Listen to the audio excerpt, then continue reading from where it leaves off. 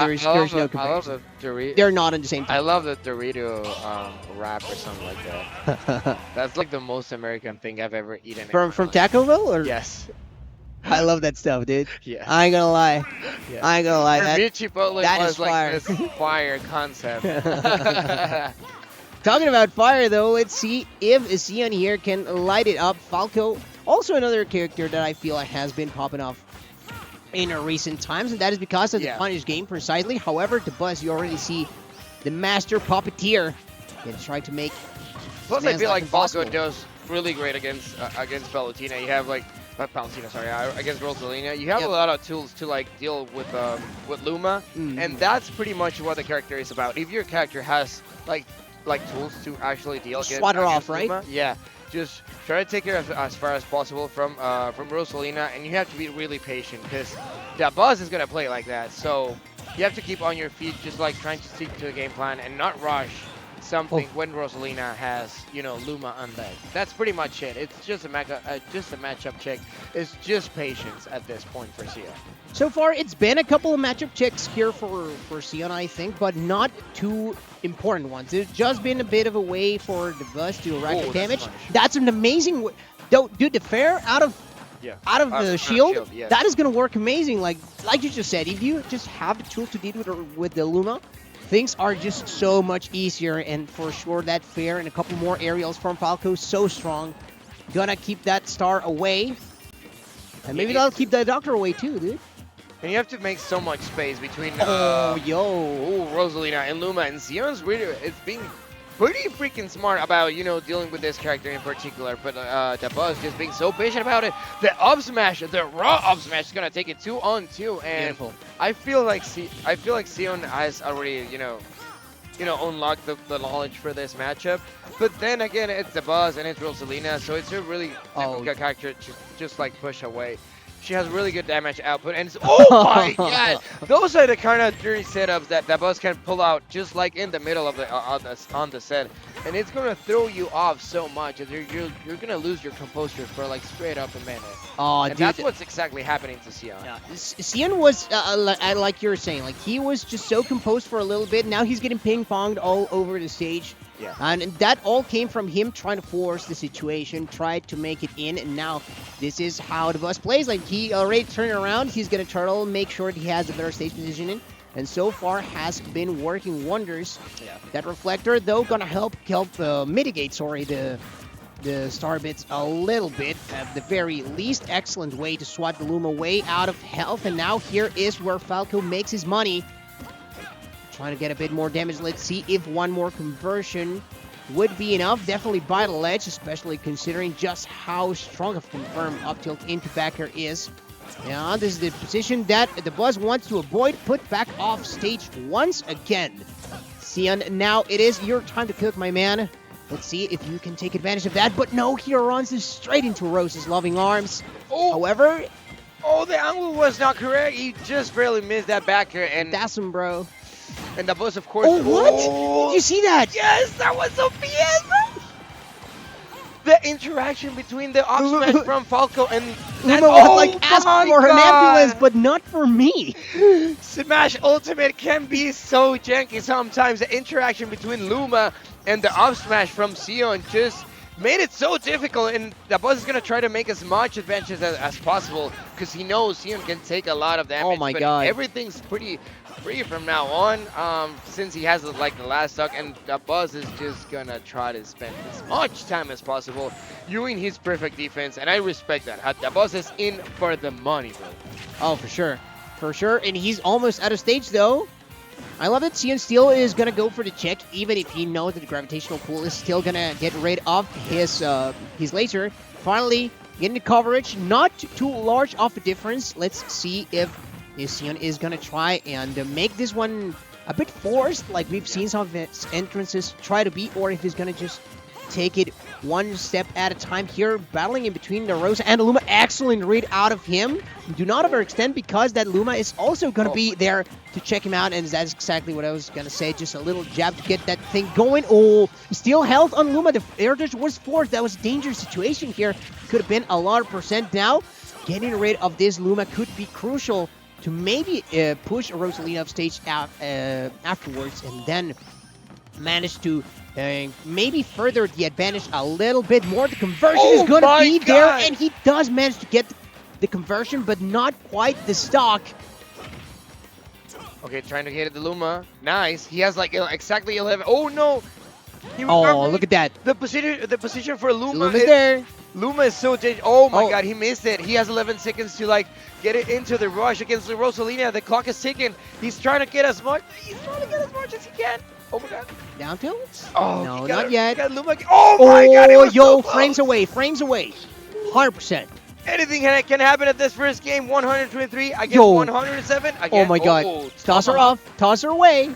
The Luma's there. The Luma's there. Don't lose sight of the flex. No. Why? What was that? That was the biggest. Why?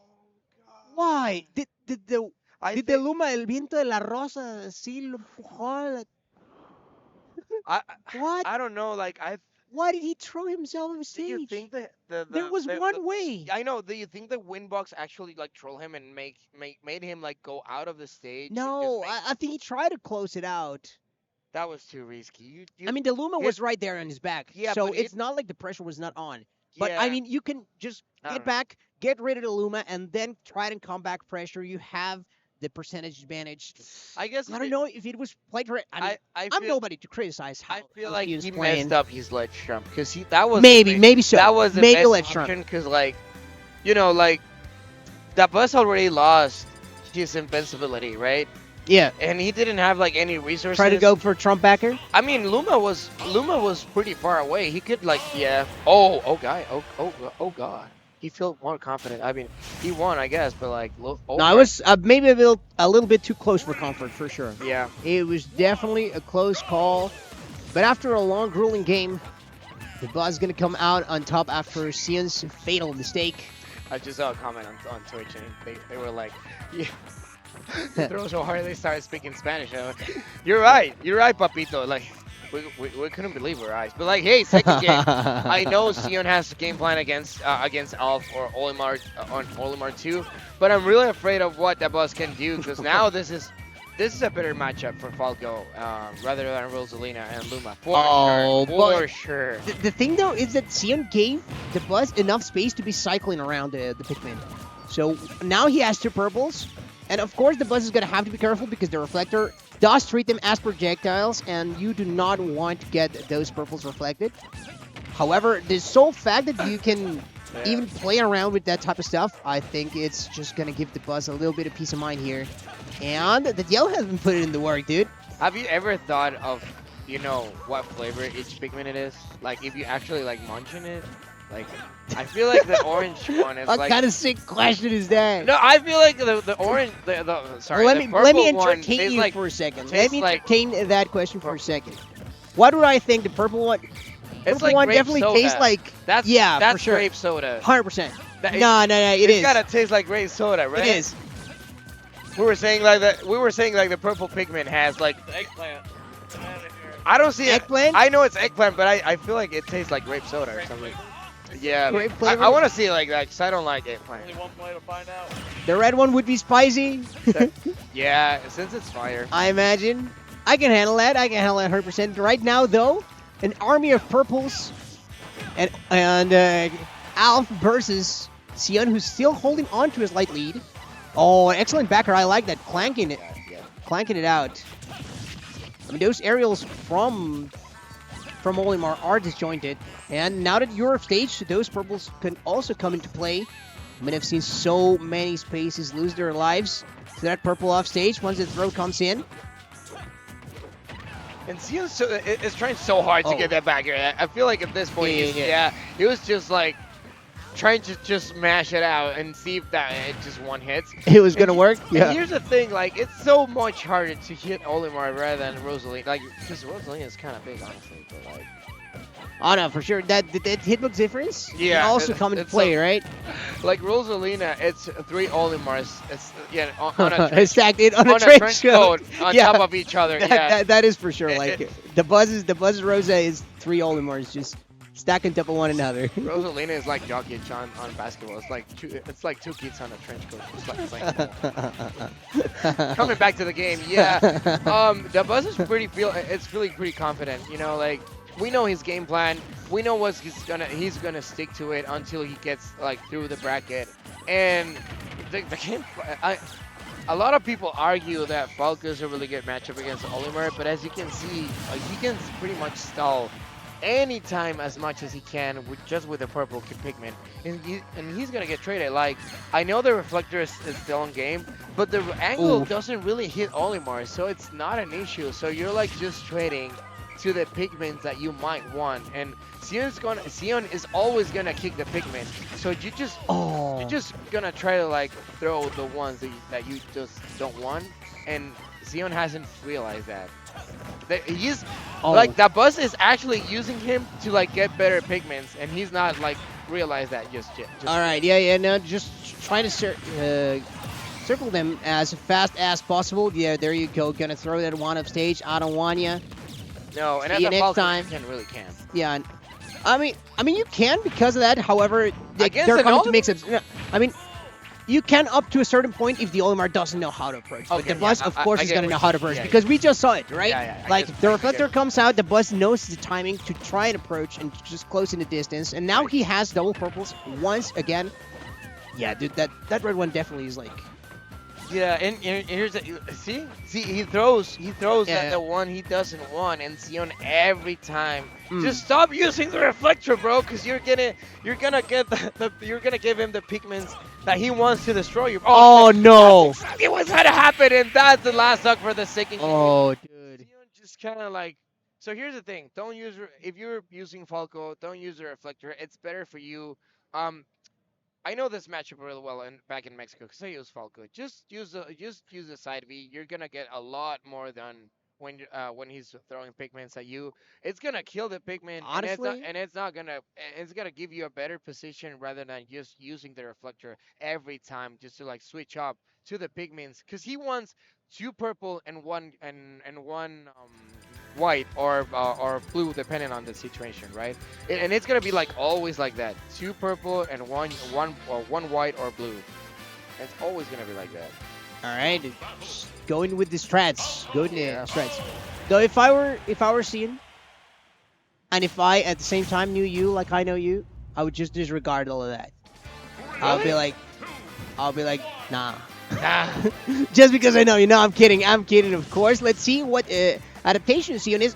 I mean, I think that he definitely played a little bit too passive for what it's worth. Like, just trying to play to the reflector, not gonna bear enough fruit for him to like make this one happen. I think that maybe a little bit more hands-on approach could have worked better. Let's see if Zeon can extend this combo. Beautiful stuff on the tech chase, even managing to get the extension. I mean, the reflector is a great tool whenever you know that Olimar is going to come in and throw the pigment at you. However, you also have to be aware of distance at which you're going to have to be forced to interact with him as he approaches, or if he's going to like try to throw out an aerial or just close in with a grab or something like that. Finally waiting for that up smash, and the Buzz is taking a... I've seen Shuton, for example, use that downer to try and land a lot. I mean, it's a fairly common thing for Olimars to do, but it is such a dangerous thing. I'm glad Zeon just respected it a little bit. Oh, that was also very, very dangerous. Let's see if Zeon can take advantage of the little bit of extra rage that he's got going on. Yeah, and what I'm saying, like, Falco has like a lot of multi-move options, like multi-hit options. So you can just, close down the distance between you and Olimar using Fern and neutral air rather than just camping. But I guess he was just trying to figure out the matchup on the first game, right? So, well, the second game. So like, okay. First stock from Dabuz again. The strategy is working wonders for him. But again, that was really risky for Zeon. But I'm so glad he did it. It paid off. It paid off. It paid off. And you immediately reset the stock too. Sometimes you have to go for those type of gambles, right? Yeah. Like, there is just no other way to, well, approach the situation. I mean, you're already down to 2-0, so you have to make something happen. Unfortunately, right now, it is not happening, at least in the percent side. But the Buzz, once again, just racking up his damage and forcing Zeon to approach. And this is the spot where you don't want to find yourself in whenever Olimar can just throw out smashes like it's nobody's business. Like, it's And Ariel's too. And Ariel's too, and they're gonna be super strong. 28 for Dabuz. He's feeling a lot confident. Oh, again with the purple pingmin, just tight it out. Even with the second stock again. Dash attack. 81%, just trying to get as much damage out as possible. And Dabuz feels super. Feels super confident, and now he's rushing in. I really like that about Dabuz, because when he knows he's being overwhelming against his opponent, he's not afraid of just like going in and finish and finish. And that change of rhythm, it's so hard to like control, because you're used to like Dabuz being back and forth, like the bait and punish. Yeah. So once he starts to go in. Oh my God, that jumping. Yeah, you don't have enough juice on your mentality to like challenge that. So that's why I really respect Dabuz. He warns you out. He takes all of your mental energy, and as soon as he sees you're thrown out, he's gonna rush in. And yeah, that was 3-0. A master of his craft for sure. He's been doing it for so long and just forcing Zeon constantly into a bad position over and over and over. And at that point, his advantage was just a little bit too much for him to deal with. Do you feel we have oppressive players like Mexico? Do you feel like we have I remember Quetzalo being like that. Like, shout-outs to the boy. Shout-outs to the boy. He's the kind of player to just like drown you out of all of your energy, just like mental, emotional, and it's so. Emotion. Here's the thing, it's so like you said it's true. It's true. When you're competing in a tournament,